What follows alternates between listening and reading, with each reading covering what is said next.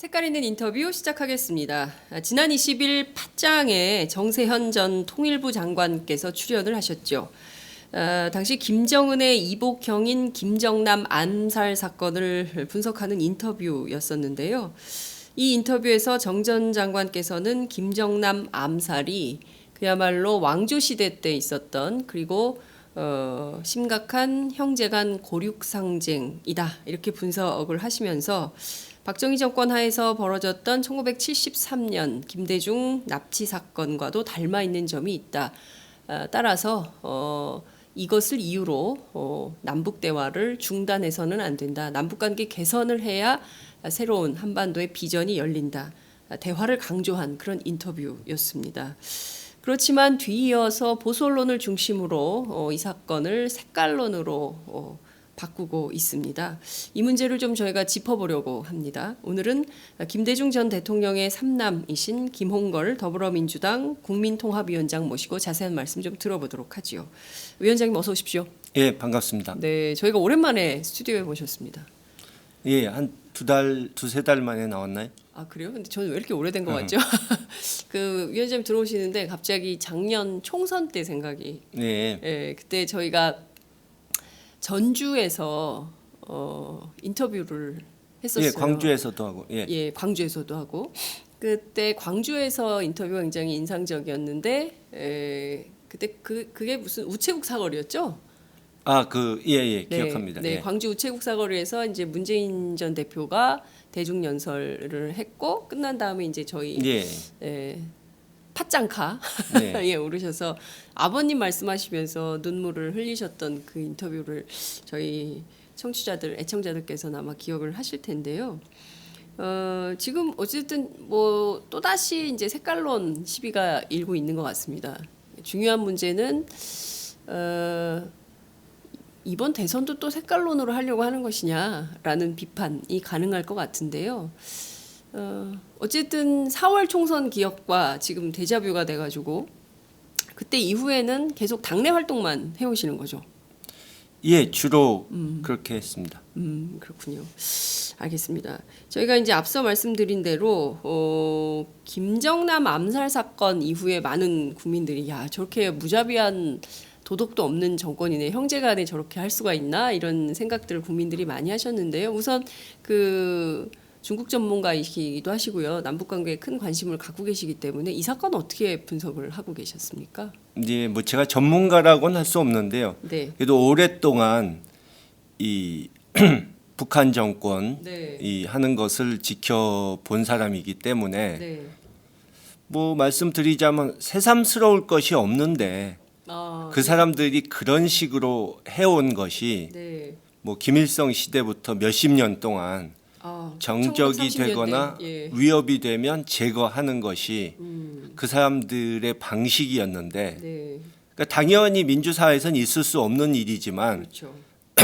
그것이 마치 새삼스러운 일인 양 뭐 처음 알았다는 듯이 호들갑을 떠는 것도 네. 맞지 않는 것이고 네. 또 그것은 어디까지나 그 북한 내부의 권력 다툼, 권력 암투이지 네. 그것이 한반도의 이 안보 문제라든가 국제 정세와는 직접적으로 상관이 없는 일이다. 네. 그거죠. 예.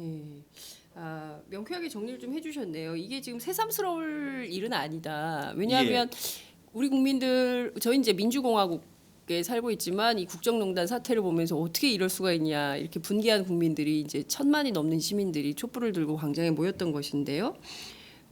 사실 따져보면 김일성 시대 때부터 정적 암살은 계속 있었고 그들의 문법이다. 북한의 문법이다. 한국에서는 상상도 할 수 없는 일이지만. 그렇죠. 근데 장성택이 네, 깜짝 놀랐어요. 제거됐을 때 네, 또 뭐 그 후에도 계속 현영철이라든가 그런 사람 죽었고 또 김양건도 자연사 했다고 하지만 뭐 수상하다는 얘기도 있지 않았습니까? 네, 근데 그러고 나서 북한과의 관계가 특별히 뭐 나아진 것도 없고 나빠진 것도 없고 달라진 건 없다는 얘기죠. 네, 그러니까 그건 자기네 내부 문제이기 때문에 뭐 우리가 흥분할 일은 아니다. 그냥 어차피 그런 사람들인 것을 우리가 알고 있지 않았느냐 네. 그거죠. 황교안 대통령 권한대행이자 국무총리가 이번 사건으로 2번이나 NSC 상임위를 소집했어요.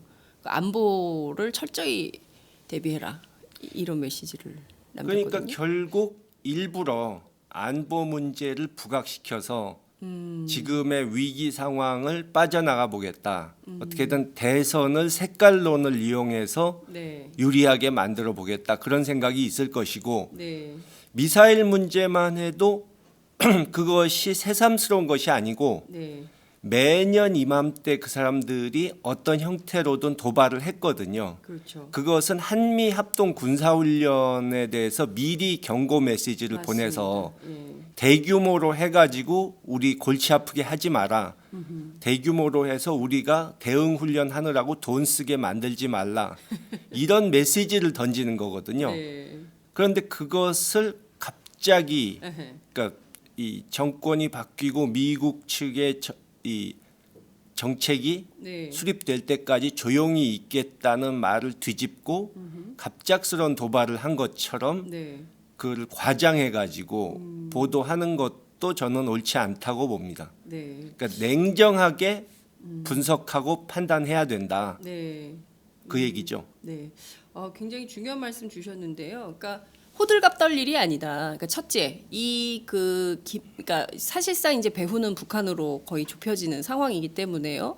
그것을 부인할 만한 정보는 그렇게 많지 않은 것 같고, 그렇다면 이제 김정은이 왜 김정남을 암살했을까? 그것은 결국 권력 암투, 그러니까 본인의 정적에 해당되는 사람, 그것이 형이라도 뭐 이복형이라고는 합니다만 그래도 형이라도 제거를 할 수밖에 없는 그 북한 내부의 그런 끔찍한 권력 다툼인 거다. 그건 그대로 놔두고 그러면 이 사건과 한국의 안보 문제, 한반도의 안보 문제에 어떤 영향을 끼칠지를 냉정하게 분석하고 비판적으로 사고해서 판단을 해야 된다. 이제 이런 말씀을 주셨는데 이걸 막 뒤섞어 가지고 대통령 선거에 뭐 색깔론 시비로 만들고 국내 정치용으로 이용을 하려고 하고 이런 거 이제는 안 통한다. 이런 말씀이신 거죠. 그렇죠. 북한 아까 말씀드린 대로 북한에 훨씬 더 중요한 내부의 역할을 하는 사람이 네. 숙청됐을 때도 네.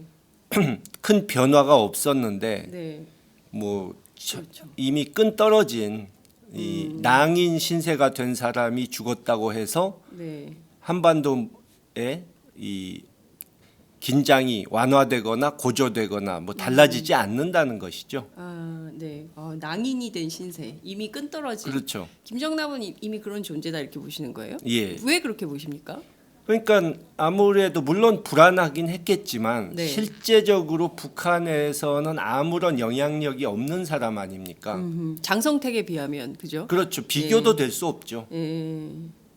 아무런 영향력이 없는 사람인데도 신경 쓰인다는 것 때문에 이른바 스탠딩 오더로 해서 1호 명령을 내렸을 가능성은 있다. 우리가 내부 사정을 그쪽을 잘 모르니까 그래요, 맞아요. 예. 구체적인 동기는 함부로 단정할 수 없죠. 네. 물론 뭐 우리나라 언론에서는 뭐 북한 얘기라고 그러면 아니면 말고식으로 맞아요. 무책임한 보도를 많이 하니까 네. 그러니까 그 이번에도 어제 오보가 엄청 많았어요. 예, 이번에도 보면은 김정남 아들이 뭐 말레이시아에 왔다 했는데 그게 가짜 가짜 뉴스 뉴스. 아니었습니까? 맞아요. 근데 예. 그거를 우리나라 언론사들이 대서특보했어요. 경쟁적으로 보도를 했잖아요. 네. 근데 어차피 창피하죠, 정말. 틀려도 누가 뭘 할 사람도 없고 확인이 안 돼요. 예. 북한 관련 기사는 그러니까요. 확인을 해주지 않기 때문에 사실 유일하게는 사실 지금 그 김정남 관련된 소식도 국정원에 의한 보도예요. 국정원이 주는 것만 가지고 쓸 수 있는 거거든요.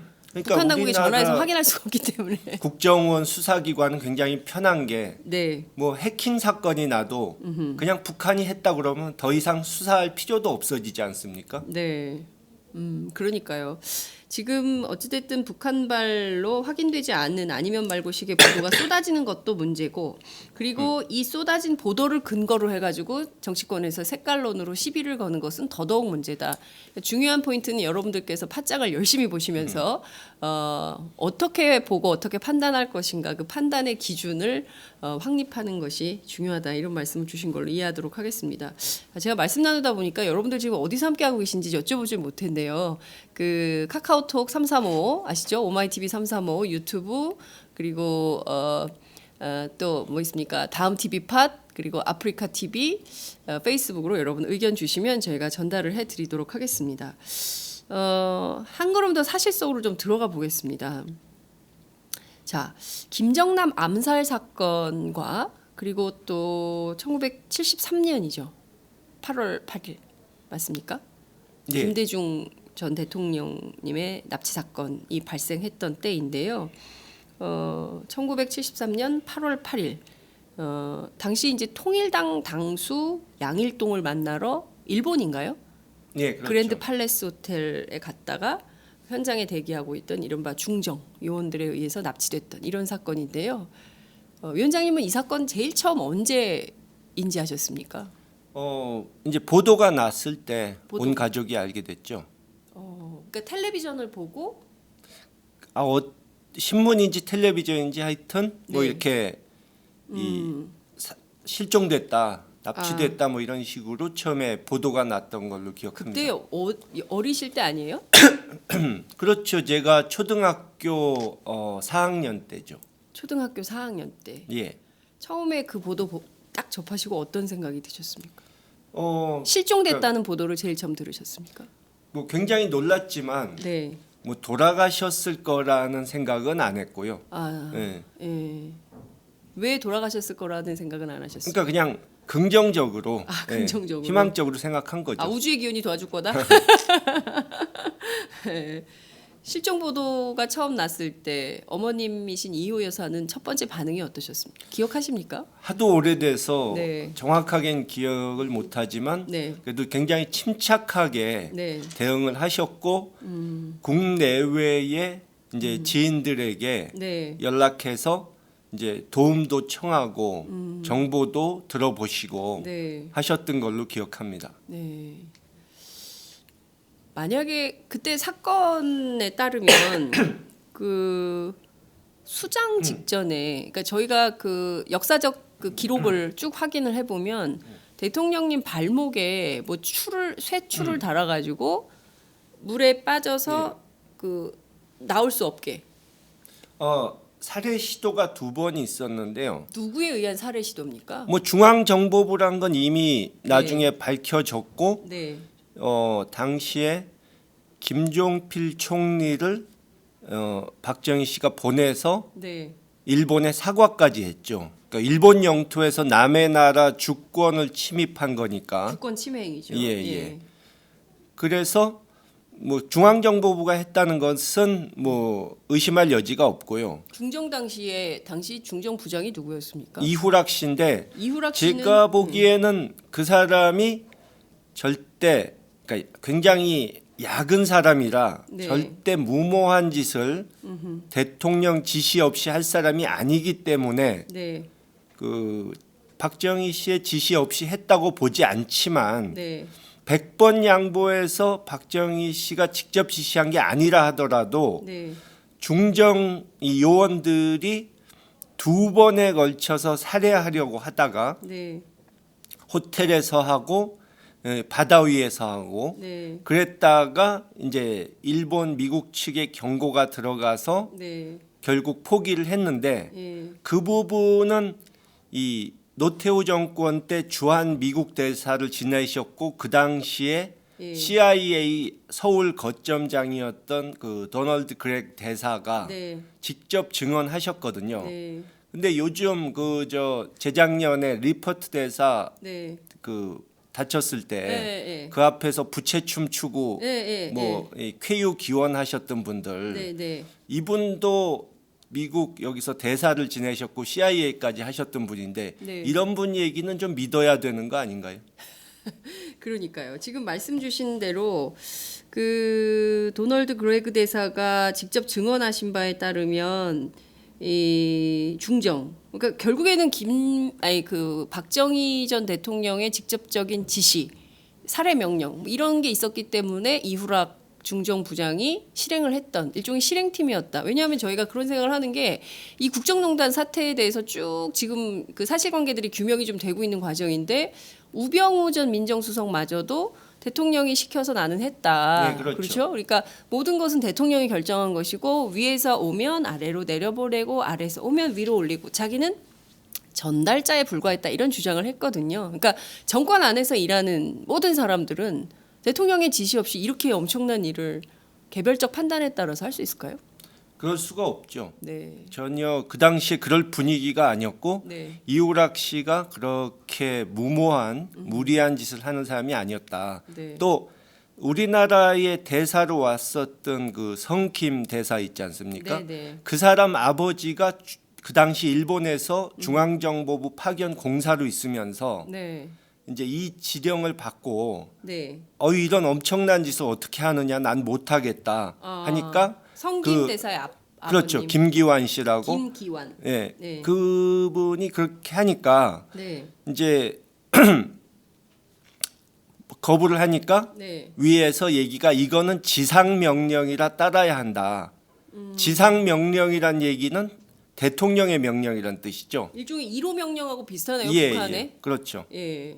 그래서 그 사람이 어쩔 수 없이 가담을 했고 네. 저희 아버지께서는 그 당시에 그렇게 어쩔 수 없이 가담했던 중정 요원들이 여러 명 있었는데 네. 그 사람들을 다 용서하셨고 그 성김 대사가 이 우리나라로 올 때도 네. 또 그 전에도 이제 육자회담 예. 뭐 거기에 일을 했지 않습니까? 예, 예, 그럴 예. 때 그 사람 아버지에 대한 얘기를 거론하지 말아라. 이미 지나간 일이다. 이렇게 말씀하신 적이 있었죠. 자, 하나하나 좀 여쭤보겠습니다. 우선 그러면 김대중 전 대통령님을 두 번이나 한 번은 호텔에서 한 번은 바다에서 살해하라고 명령한 핵심은 누구라고 보세요? 뭐 박정희 씨가 시켰다고 추측할 수밖에 없는 거죠. 박정희 전 정황상. 대통령이 시킨 거다. 네. 죽이라고. 그렇게 보신다는 거죠. 예. 예. 아버님이 살아오셨기 망정이지 만약에 돌아가셨으면 어떻게 됐을까요? 글쎄요. 그런 생각 해본 적 있으십니까? 상상을 안 해봤습니다. 아마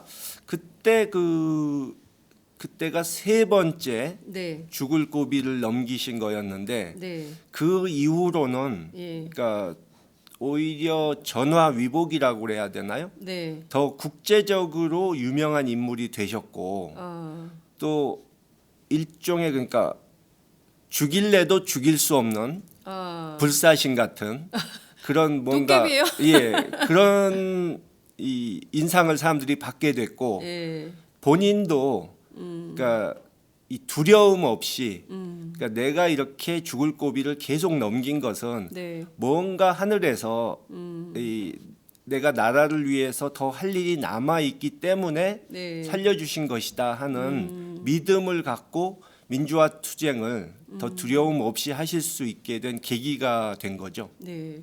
그러니까요. 저희가 다시 이제 시계를 거꾸로 돌려서 보면 그 129시간 만에 자택으로 돌려지신 거예요. 예. 그러니까 죽을 고비를 넘어서 이제 살아오신 이런 상황인데요.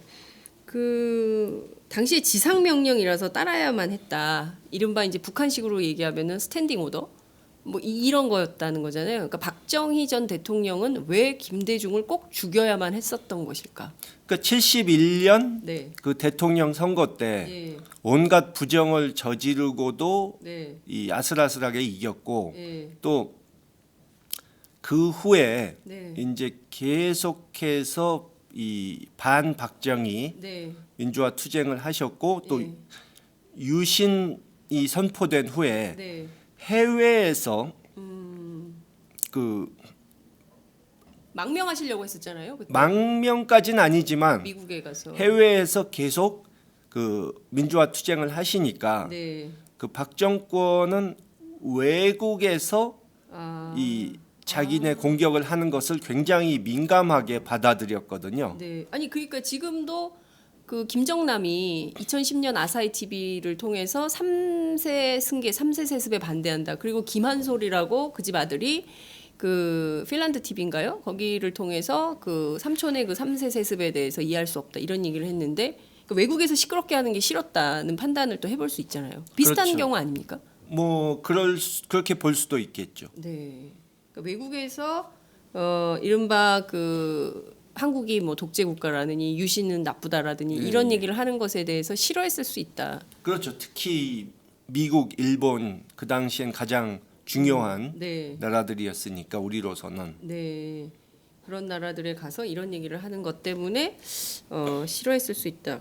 김영욱 씨도 미국서 그런 것을 의회에 나가서 폭로하고 네. 했기 때문에 제거했다는 설이 많지 않습니까? 맞습니다. 김영욱 씨도 흔적도 없이 사라졌어요. 그렇죠. 뭐 거의 중앙정보부에서 했다고 봐야죠. 김영욱 암살 이 부분은 과거사 진상규명에서도 제대로 규명이 안 됐어요. 뭐 증거를 남겼을 리가 없으니까요. 중정에서. 그것도 프랑스에서 네. 그렇게 됐고. 예. 아유 무섭습니다. 언제 어떻게 그 암살 위험이 있을지 정말 무서운 이런 상황인데요. 근데 대통령님은 어떻게 그 성김대사 아버지 얘기를 하지 말아라. 이 용서를 하실 수 있습니까? 저 같으면 나를 죽이려고 했어. 야 이거 용서 못해 이럴 것 같거든요. 근데 어떻게 이렇게 아이 뭐 다 지나간 일인데 이럴 수가 있어요? 그러니까 그분은 이 남에 대해서 원한을 네. 갖지 않는 그런 성격이셨고, 그래서 이 공적인 자리는 물론이고 네. 사석에서도 네. 그러니까 이 아버지를 예를 들어서 뭐 아버지에게 등을 돌리고 네. 다른 쪽으로 간 이런 사람들한테 누구누구는 배신자다, 예. 뭐 나쁜 놈이다 이런 말씀을 하시는 적이 없었어요.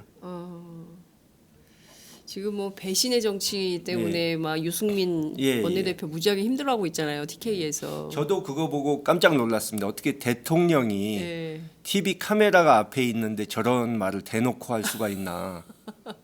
예. 그러니까 대통령이라고 하기에는 지금 하시는 행동 여러 가지를 보면 좀 이해하기 어렵죠. 그러니까 포용적 리더십을 전혀 확인하기 어렵고 지금은 그냥 완전히 그 본인의 안위에만 신경 쓰는 피의자 신분 그렇죠. 뭐 이렇게 봐야 되지 나라야 않아요? 망하던 말던 뭐 자기만 살고 보겠다는 네, 그런 의도를 너무 노골적으로 비추고 있죠. 그렇군요. 아드님이시잖아요. 그러니까 어찌 보자면 그 뭐 비유할 수는 없지만 김한솔 의 처지가 됐을 수도 있었잖아요. 상황이 잘못됐다라면 이 사건 자체를 좀 어떻게 받아들이셨어요? 유년 시절에 그리고 또 청년 시절에 그리고 또 지금 정치를 하시면서 이 박정희 세력에 대해서는 좀 어떤 마음을 갖고 계십니까? 그러니까 그 사람들은 네, 쿠데타 할 때부터 네, 자신의 이 목적을 위해서는 수단과 방법을 가리지 않는 사람들이고 특히 이제 박근혜 씨 경우는 네, 이 최태민 일가 네, 거의 뭐 범죄 조직 내지는 예, 뭐 악마의 집단 같은 예, 그런 사람들에게 완전히 뭐랄까 세뇌됐다고 그래야 되나요? 네, 그 사람들 손아귀에 들어가 가지고 예, 계속 그들과 공생하는 관계 아니었습니까? 예. 그렇기 때문에 뭐 지금 이- 공동지감론 얘기도 나오죠. 예, 예. 그 일반인 상식으로는 이 상상할 수도 없는 네, 그런 일을 저질렀고 예. 근본적으로 마인드가 이 뭐 옳고 그름을 아예 따지질 않는 사람들이 아닌가. 그러니까 이게 정의인지 불의인지 이걸 해도 되는지 안 되는지 이른바 도덕. 예, 기본적으로 예. 기본 양심이나 양심. 염치란 게 없는 사람들이죠. 양심이나 염치가 없는 사람들이다. 이런 생각을 하면서 살고 오셨다. 이런 말씀 좀 주셨는데요. 그 정보당국 요원들한테 계속 감시를 좀 받으셨습니까? 언제 말씀인가요? 아버님이 민주화 운동 하시던 당시 저는 70년대, 워낙 80년대. 어렸기 때문에 괜찮았지만 네. 저희 형들은 뭐 취직도 할 수가 없었고 굉장히 어려움이 많았죠. 네. 또 아버지께서도 납치당했다 돌아오신 직후에 네. 이 납치 피해자였음에도 불구하고 네. 두어 달 또 연금 당하셨고 가택연금 납치됐다가 예. 그 살아오신 다음에도 집에서 못 나오게 가택연금. 예. 네. 피해자였는데. 그렇죠. 말이 안 되는 거죠. 그리고 이 내가 이런 억울한 일을 당했다라고 어디 예. 언론에다 대고 얘기도 못하는 이런 거였나요? 그렇죠. 그러면? 그리고 이 해외로 다시 나가시려고 하셨어요. 왜냐하면 네. 강제로 끌려 들어왔으니까 어. 원 상태로 돌아가야 이게 정상이다. 그래서 다시 출국을 하시려고 하니까 네. 2년 넘어 지난 대통령 선거 때의 그 선거법 위반 건으로 예. 재판을 걸면서 출국을 못하게 막았죠. 야, 지금 그 어마어마하네요. 그러면 그래서 그런 국내 가택연금 2달 하시고 그 다음에는 재판 받으시느라고 사실상 다른 일을 할 수가 없고 외국에도 못 나가시고. 예. 그랬던 게 몇 년도까지입니까? 계속인가요? 그 후로 한 2년여 지난 다음에 76년에 또 감옥 가시고 76년에. 예. 이때는 감옥 왜 가셨어요? 그때 3.1 구국 선언 3.1 사건으로 구국 선언. 예, 뭐 예. 문익환 목사님 예. 이런 분들하고 같이 가셨고 예. 그런 다음에 잠시 석방되셨다가 그때도 가택연금 상태인 때가 많았고 네. 그러다 또 80년도에 네. 전두환 정권 들어섰을 때 또 감옥 가셨고 아버님하고 추억이 없으실 것 같아요. 맨날 면회 다니시고 뭐 이런 거지. 그러니까 그 왜 우리가 어린아이 시절에 이렇게 아빠 손잡고 어디 놀이공원 가서 놀고 뭐 예, 네, 그럴 뭐 기회가 이런 별로 없었죠. 그런 기억 없으세요? 예. 되게 불행한 저는 뭐 어린 그 당시에 시절을 전혀 불행하다는 생각하지 않았습니다. 어떻게 그런 생각하십니까? 저 같으면 야 우리 아빠는 워낙 아무데도 그분이 네. 옳은 일을 하고 계시고 중요한 일을 하고 계시다는 그 생각이 있었기 때문에 네. 예, 항상 긍정적으로 생각을 했죠. 곧 우리가 승리할 것이다. 예. 누가 그런 얘기를 해주셨어요. 근데 저는 어린 마음에 그런 생각도 있을 것 같아요. 나도 아빠랑 어디 손잡고 놀러 가고 싶다. 다른 집 아빠들은 뭐 어린이날이라고 뭐도 하고 다른 집 아빠들은 뭐 무슨 날이라고 생일이라고 뭐도 해주는데 우리 아빠는 맨날 감옥 가 있고 그런 생각 없으셨어요? 속으로 진짜? 별로 그런 서운하다는 생각은 안 해봤습니다. 아니 너무 당연한 이게 것으로 받아들였죠. 너무 강직한 집안 아닙니까? 어머니께서 그런 얘기를 좀 해주셨어요. 아버님이 워낙 중요한 일을 하고 계시고 이 나라가 민주화 될 때까지는 아버님이 저런 일을 할 수밖에 없으니 너희들이 좀 이해해라. 뭐 일일이 그렇게 설교 안 하셔도 네, 예, 다 그냥 예, 깨닫고 있었죠. 정말 대단하십니다. 자, 그런데 저는 이런 생각이 좀 듭니다. 이 나라는 민주공화국이지 않습니까? 그리고 협치의 중요성, 그리고 그 어느 때보다 이제 가버넌스의 중요성 이런 것이 굉장히 강조되는 때인데 지난번에 정규제 TV를 통해서 박근혜 대통령 인터뷰 내용을 보면 조윤선 장관이 뭐 뇌물 받은 것도 아닌데 블랙리스트로 무슨 감옥을 보내느냐 특검이 좀 과했다 이런 말씀을 하셨어요. 이런 인식은 어떻게 보십니까? 이를테면 김대중 전 대통령 시절에 블랙리스트 그런 거 없었잖아요. 노무현 전 대통령 시절에 블랙리스트 이런 거 없고 오히려 막 엄청나게 언론과 뭐 이런 반대파들이 너무 많아가지고 제대로 된 개혁을 추진하지 못하고 늘 발목 잡히고 예. 이러지 않았습니까? 그러니까 예를 들어서 네, KBS 박원상 사장님 같은 경우 네, 뭐 어떤 프로그램의 출연자가 네, 뭐 예를 들어서 아버지와 가까워서 그 자리를 차지했다. 사실은 그게 아니었는데 네. 그런 소문 들으시고 아유 저 사람 바꿔야 된다고 그러실 정도로 오히려 청와대와 가깝다. 청와대 부탁이다 이러면은 오히려 더 역차별을 하실 정도로 이 언론 자유를 네. 보장하셨거든요. 예. 그러니까 그런 시기였는데 저는 그렇게 바꿔놓으셨기 때문에 저쪽이 정권을 잡더라도 이것을 완전히 180도 뒤집지는 못할 것이라고 다들 생각했는데 네. 그것이 오산이었죠. 오판이었죠. 예, 네. 그래서 MB 때 완전히 돌아갔어요. 그러니까 박근혜 씨 그 말하는 거 보면 네, 뭐 웬만한 것은 네, 다 범죄가 아니다. 예. 내가 나라를 구해보려고 네. 잘 다스려 보려고 좋은 뜻에서 한 건데 예.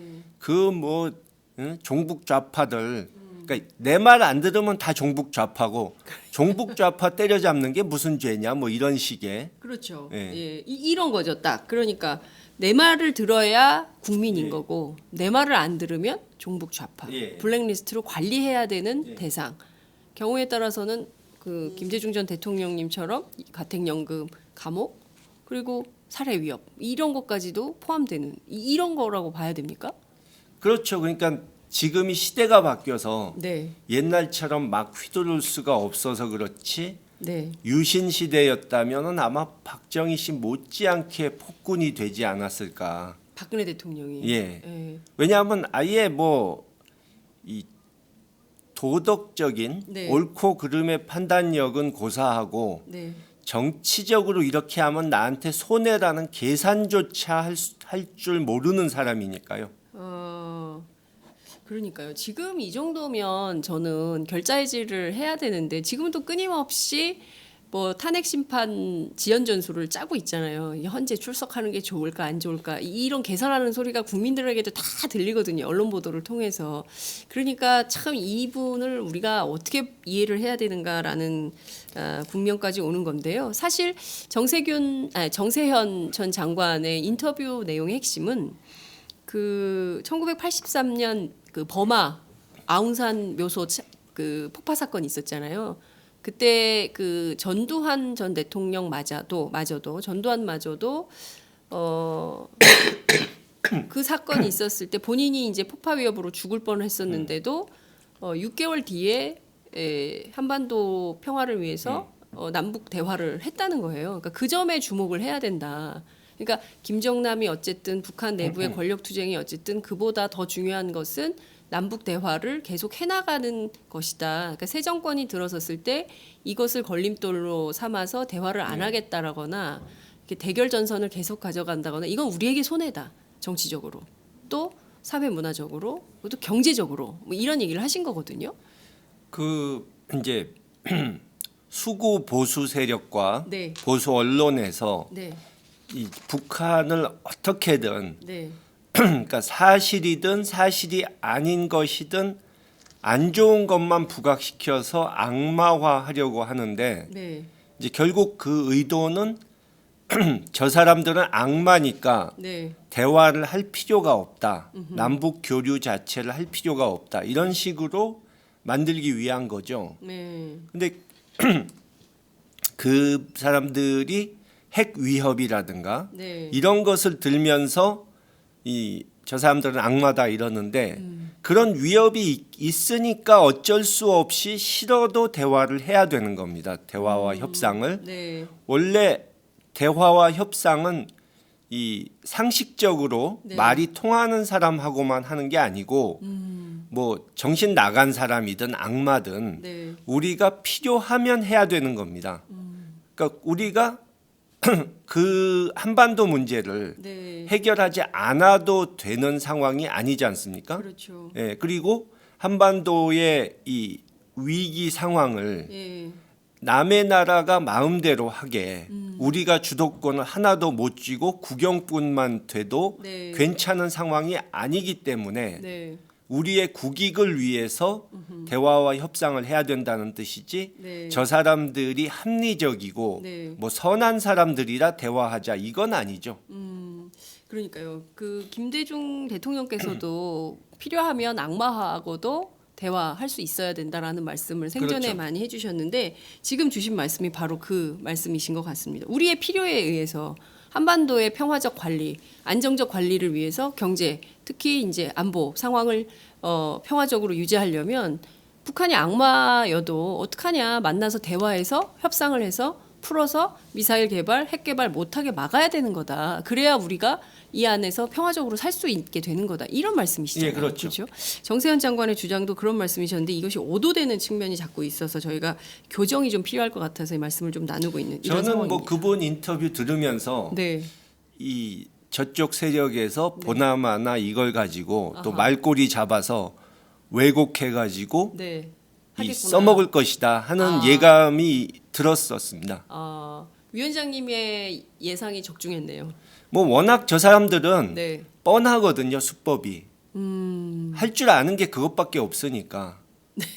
그러니까는 그 김용민 씨가 며칠 전에 그 약간 풍자로서 네, 네. 자유당 입당하면서 이유를 예. 아무리 자기네가 코너에 몰리고 불리한 상황이 되고 할 말이 없는 상황이 돼도 네.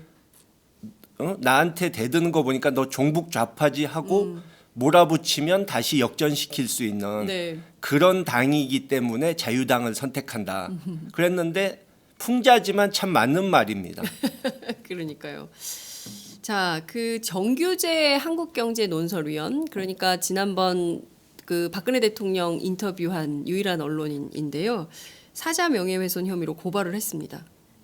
그죠? 예. 그 2002년 연평해전 당시에 김대중 전 대통령이 뭐 축구 관람을 했다 이런 주장을 했는데 예, 그것이- 그분이 이제 얘기한 것이 그런 위기 상황이 발생했는데 네. 이 국내에서 네. 그것을 제대로 이 대응을 할 생각은 않고 네. 이 일본 가서 네. 월드컵 경기 관람하고 한마디로 한가하게 유람 다녔다는 식으로 네. 표현했는데 전혀 사실이 아니고 예. 그 당일날 이 발생 당일날 NSC 초집해서 네. 여러 가지 조치를 취하셨고 네. 이 한라인으로 예. 북쪽과 예. 이 그거에 대해서 예. 항의를 하고 예. 북에 항의하고 나중에 북에서 예. 이 잘못했다는 유감 표명까지 그 예. 지시한 게 아니고 우발적인 것이었다 하는 그것까지 받아냈거든요. 네. 근데 역사상 북쪽에서 그런 문제에 있어서 예. 유감 표명 사실상은 사과죠. 예. 예. 그걸 받아낸 것은 그때뿐입니다. 딱 최초. 그때 한 번 최초 연평해전. 처음이자 마지막. 그런데 그리고 일본에 가셨던 것도 그 다음 날 네. 일본에 가셨던 것도 이 일본 국왕과 네. 축구 그 결승전 네. 월드컵 결승전 관람이 예정이 돼 있었고 예. 또 고이즈미 총리와 예. 정상회담이 예정돼 있었는데 예. 국제 관례상 그것을 깨기가 힘들었고 예. 또 그렇죠. 월드컵이라 세계가 주목하는데 그것을 한일 월드컵이었잖아요. 한일 월드컵 그런 역사적인. 상황에서 안 나타나면 네. 그 우발적인 충돌이었고 국지전이었을 뿐인데 아주 네. 작은 예. 그거였을 뿐인데 그것이 마치 한반도의 그 상황이 정세불안. 심각해서 무슨 전쟁 위기라도 예. 있는 것처럼 예. 오해를 받으면은 그 월드컵으로 해서 네. 높아진 우리의 위상 예. 그런 것에 찬물을 끼얹을 수도 있기 때문에 아. 일부러 가신 거죠. 예. 그렇군요. 오히려 더 대통령이 안 나타나고 막 이러면 저 나라에 무슨 일이 있나 보다. 그렇죠. 투자를 하지 말아야겠다. 그렇죠. 빨리 돈을 예. 빼야겠다. 이렇게 오히려 위험한 상황으로 인식할 수 있기 때문에 가서 상황을 아무런 문제가 없는 것처럼 예. 했다. 그럼 한 가지 확인하고 싶은 것은요. 그러면 그 북한으로부터 한라인을 통해서 잘못했다. 그 지시는 한 것이 아니었고 우발적인 충돌이었다라고 사실상 북한의 사과를 처음으로 받아낸 것 이후에 이 절차가 끝난 다음에 일본을 가신 거라는 거죠? 아니 그러니까 그 한라인으로 네. 교신한 것은 아하. 그 당시에 했고 네네. 나중에 이제 그쪽에서 그걸 유감 표명은 아하, 나중에 받은 나중에 것이죠. 받은 것이고 예. 예. 그렇지만 이런 여러 가지 NSC 열어서 여러 가지 조치를 취하고 한라인으로 북과 그 예, 연결을 하고 우리 측에서 연결을 해서 어떻게 된 거냐 확인하고 이런 조처를 하고 이른바 이제 외교 관계에서 외교상 결례를 할 수 없었기 때문에 일본 국왕과 예, 함께 예, 축구 예. 경기를 보셨고 고이즈미하고 정상회담을 예정대로 예. 하신 거다. 그러니까 정규재 씨는 그런 상황을 충분히 알 수 있는 언론인 입장에서 네. 일부러 고의적으로 이렇게 악의적인 표현을 썼다고 볼 수밖에 없는 것이 네네. 그 후에 이제 박근혜 씨를 그렇게 두둔해주는 네. 그런 인터넷 방송을 한 것만 봐도 네. 그러니까 전혀 비교가 될 수 없는 세월호 당시의 상황과 이것을 마치 비슷한 것이냐 네. 치부하면서 박근혜 씨를 도와주려고 한 네. 의도가 있었기 때문에 악의적이라고 볼 수밖에 없는 네. 거죠. 이 소송 지금 어떻게 되고 있습니까? 일단 이 어느 뭐 예를 들어 서울지검이면 네. 뭐 서울지검 어느 네, 검사 부. 이렇게 예. 배정됐다는 통보는 받았습니다. 아, 네. 수사 검사가 예. 정해진 상황이기 예, 때문에 예. 이제 그 수사 검찰의 수사가 있을 것으로 보입니다. 자, 시간이 이제 다 돼가지고 정리를 좀 해야 될 것 같은데요. 대통령 선거가 사실상 이제 그 탄핵 심판 결정이 내려지면 기각되거나 인용되거나 기각될 가능성은 없다고 보는데 요새 계속 기각론을 유포하는 사람들이 있어서 여하튼 현재 상황으로 보면 3월 10일이 가장 유력한 것 같습니다. 그러면 곧바로 대통령 선거가 진행이 되는 거고요. 2달 안에 선거를 치러야 되는 이런 상황인데 앞서 제가 이제 그 지난 총선 말씀을 좀 드렸습니다. 총선 때 어쨌든 민주당의 호남 지지를 복원하기 위해서 상당히 노력하신 걸로 저는 알고 있는데요. 대통령 선거를 앞둔 지금 호남의 민주당 지지는 좀 어떻다고 봐야 됩니까? 저는 아직까지는 네. 이제 만족할 만한 수준은 아니다. 그동안에 전국적으로 우리 민주당의 지지율이 올라갔고 네. 또 호남에서도 올라갔죠. 그러나 이제 우리가 국민의 눈높이에 맞을 정도로 잘하지는 아직 못했고, 민주당이요. 예, 네. 그러니까 이 박근혜 정권이 완전히 붕괴한 네. 그런 반사이익을 많이 봤다고 저는 생각하고요. 예. 아직 이 국민들이 원하시는 부분을 다 충족시켜드리지 못한 것이 있기 때문에 더 노력해야 된다고 보고 호남에서도 그렇게 해야 된다. 그러니까 마지못해 네. 뭐 여기 찍어야 정권 교체가 되니까 할 수 없이 찍는다. 네. 이런 표보다는 네, 네. 적극적으로 이 사람들이 정권을 잡으면 잘할 것으로 보인다. 네. 이렇게 흔쾌히 표를 찍어 주실 수 있도록 네. 우리가 더 노력해야 된다고 생각합니다. 네. 그 중요한 것은 이제 개혁 정책의 완수 아닌가 싶습니다. 그러니까 예. 지금 뭐 대통령의 얼굴 하나 바꾼다고 해서 이게 정권 교체냐? 우리 그런 건 정권 교체 많이 했다. 뭐 이런 판단하실 수도 있고요.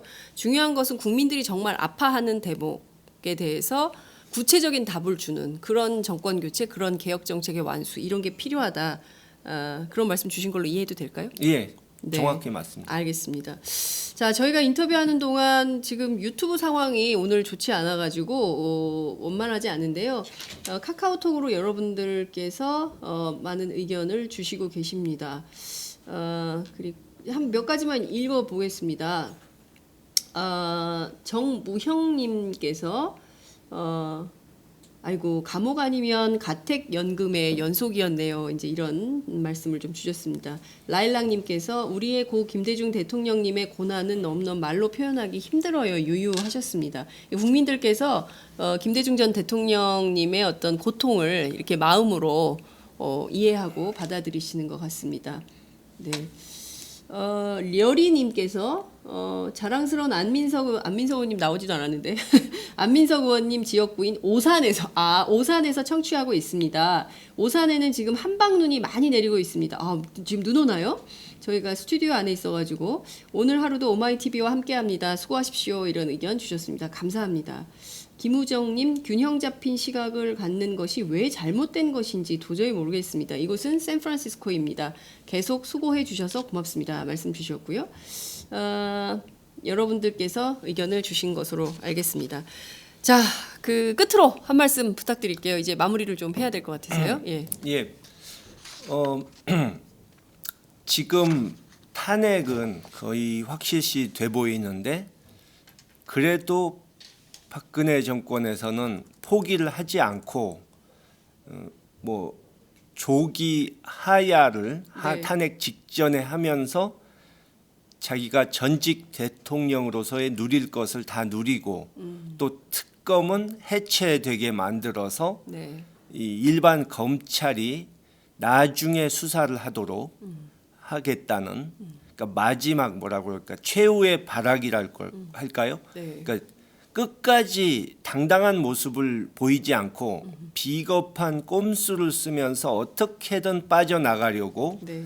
이런 모습을 보이고 있는데 그동안에 뭐 여러분들이 보셨겠지만 특검이나 헌재가 기대 이상으로 좋은 모습을 보인 것이 국민들이 이 한편으로는 격려해 주시고 한편으로는 경고의 메시지를 보내셨기 때문에 네.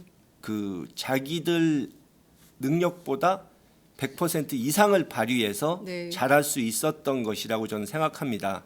그게 국민의 힘이기 때문에 우리가 앞으로도 정권 교체해야 되고 정권 네네. 교체해서도 과거의 적폐를 확실히 청산해야 되는데 국민 여러분들이 끝까지 지켜보시고 한편으론 성원해 주시고 또 부족한 점이 있으면 강력하게 질책해 주셔서 정말 새로 만들어지는 정권이 민의를 제대로 따라서 이 대과업을 완수할 수 있도록 여러분들이 끝까지 도와주시기 바랍니다. 네, 말씀 주신 대로 지금 황교안 권한대행 겸 국무총리가 특검의 수사기간 연장에 키를 쥐고 이렇게 서명을 안 하고 있기 때문에 내일 예정된 국회 본회의에서 결과적으로 정세균 국회의장이 직권상정 처리해야 되는 거 아니냐라는 국민 여론이 모아지고 있는 이런 상황입니다. 그러니까 법 절차대로 정상적으로 원래 하기로 했던 100일간의 수사를 보장해야 되는데 이렇게 또 그 말씀 주신 대로 비겁한 꼼수로 일관을 하기 때문에 국민들이 또 이렇게 답답한 이런 상황에 있는 것은 아닌가 싶습니다. 그래도 잘 되겠죠? 말씀 주신 대로 긍정적인 마음을 가지면 뭐 국민의 힘을 믿는 수밖에 없죠. 네, 그러니까요. 그 엄청난 고난도 견뎌내셨는데 갑자기 마음이 좀 많이 아픕니다. 이 고난을 딛고 나면 우리에게 그래도 새로운 희망찬 대한민국이 열릴 거라는 기대를 좀 하면서 오늘 말씀 여기까지 듣도록 하겠습니다. 고맙습니다. 예, 수고하셨습니다.